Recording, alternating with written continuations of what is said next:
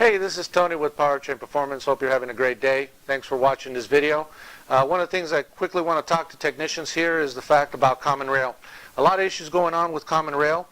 The biggest thing is it a good or is it a bad injector that you're getting? What do I mean by that? When a customer comes in with a drivability problem, let's say it's black smoke, and in this case I ask them, what have you done to the truck? And many will say, well, I just had the injectors replaced. By the way, have you ever noticed how some customers will say, oh, it's brand new, I just had it done, and turns out it was brand new 2 years ago.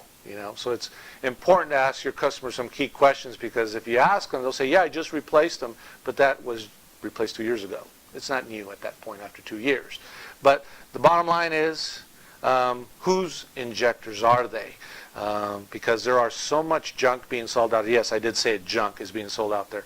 When you're looking at the labor, for example, this is an LB7 Duramax injector. It's an old diesel engine nowadays, but there's a lot of them out there. And the problem is 8 to 10 hours of labor to replace these injectors, and if they're poor quality injectors and you've still got smoking issues, performance issues, that's a lot of labor to actually eat. And let's face it, do many companies provide you with labor warranty? So one of the key issues to keep in mind is, do you have or are you purchasing good quality injectors?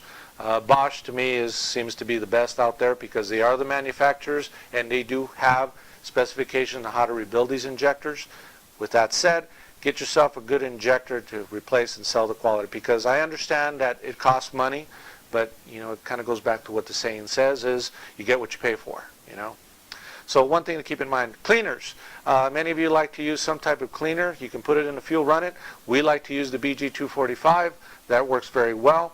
But something to keep in mind about fuel additives is that there's basically 3 types of additives being sold out there. Number 1 is there's a cleaner. 2, there's a lubricant.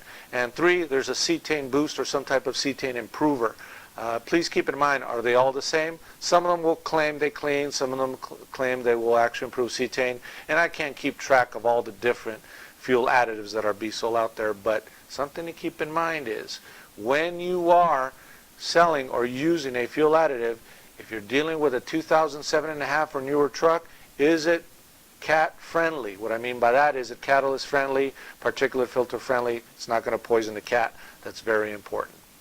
Now, one more thing is, for those of you that are new to common rail, the CP3 pump, this is an injection pump that I show here. Any type of common rail injection system is supposed to have, need to have a good fuel supply. Duramaxes have always been the biggest headache. Most of the Duramaxes, except for the new one that just rolled out, pretty much use suction. This little, looks like a heat sink on the back of the injection pump, that is your suction transfer pump. That actually pulls fuel from the tank. Now, some people will claim they like to put a lip pump in it. You can do that. Aftermarket pumps that are being sold out there, you can install. But does the truck work fine? In other words, do I have customers here that run over 200,000 miles plus on their trucks, and are they running fine with this transfer pump on the injection pump? Yes. Maybe some of you may have had to rebuild or replace the plunger pump on top of the filter. That's fine. That needs to be repaired. No air leaks. Don't lose prime. That works well. But what I'm trying to get to is, if you get a low rail pressure code, a lot of it could be attributed to the fact that you don't have adequate fuel supply going to the pump. And on the other hand is, on the high pressure side of the pump, you can also have a leak that could be internal into the injector, or it can be the pressure relief valve. Always remember, we'll discuss later on in the video, but the operation of this injector is dependent on what we call the ball and seat that's inside of this injector, and we'll discuss that later. But for now, just remember that we need to have fuel supply going to the injection pump. If it's a Dodge Cummins, for example, on a 5.9 or some 6.7s, you need to have somewhere around 10 psi on these earlier models, and you need to have a good volume, about 1 liter in about 30 seconds. So always remember, pressure and volume need to be checked. That's it for today. Any other questions, feel free to email us, and also visit us again here at powertraintraining.com. For now, have a great day.